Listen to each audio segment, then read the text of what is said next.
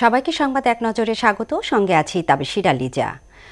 মুন্সিগঞ্জের গজারিয়ায় মেঘনা নদীতে দুই স্পিড বোটের মুখোমুখি সংঘর্ষের ঘটনায় নিহত বেড়ে ৩ জনে দাঁড়িয়েছে।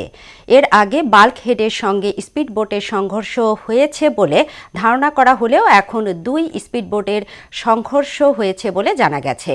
শুক্রবার রাত 9:30টার দিকে উপজেলার গোয়াগাছিয়া ইউনিয়নের মেঘনা নদীতে এ দুর্ঘটনা ঘটে।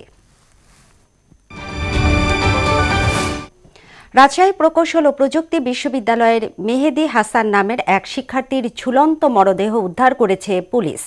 শুক্রবার রাত 11টার দিকে এবেলা ছাত্রাবাস থেকে মরদেহটি উদ্ধার করা হয়।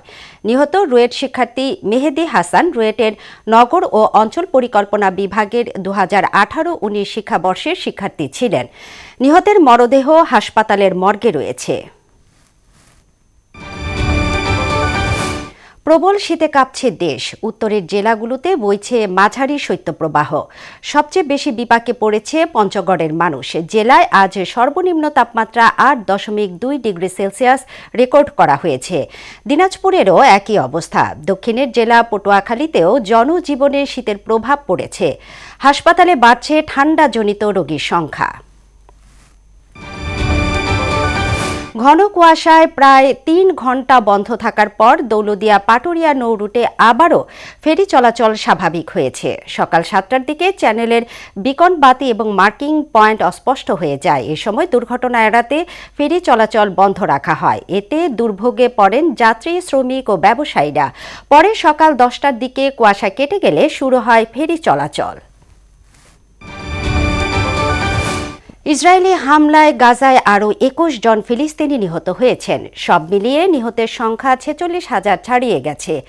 এদিকে লেবানন এবং ইয়েমেনেও প্রাণঘাতী হামলা চালিয়েছে ইসরায়েলি সামরিক বাহিনী। এতে নিহত হয়েছেন অনেকে। এছাড়া ইয়েমেনের একটি বিদ্যুৎ কেন্দ্র এবং 2টি বন্দরকে কেন্দ্র করে হামলা চালানো হয়েছে। দাবানলের তাণ্ডবে যুক্তরাষ্ট্রের লস এঞ্জেলস যেন শ্মশানে পরিণত হয়েছে। নিহত হয়েছেন অন্তত 10 জন। অবকাঠামো ধ্বংস হয়েছে প্রায় 10,000।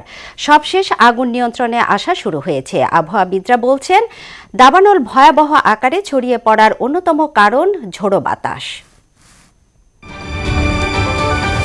হঠাৎ করেই আন্তর্জাতিক ক্রিকেট থেকে অবসরের ঘোষণা দিয়েছেন বাংলাদেশের সাবেক অধিনায়ক তামিম ইকবাল।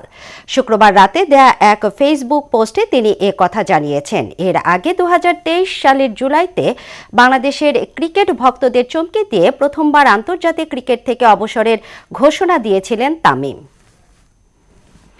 এই ছিল সংবাদ এক নজরে। সবশেষ খবর সবার আগে জানতে মোহনার সাথেই থাকুন। এতক্ষণ সঙ্গে থাকার জন্য ধন্যবাদ সবাইকে।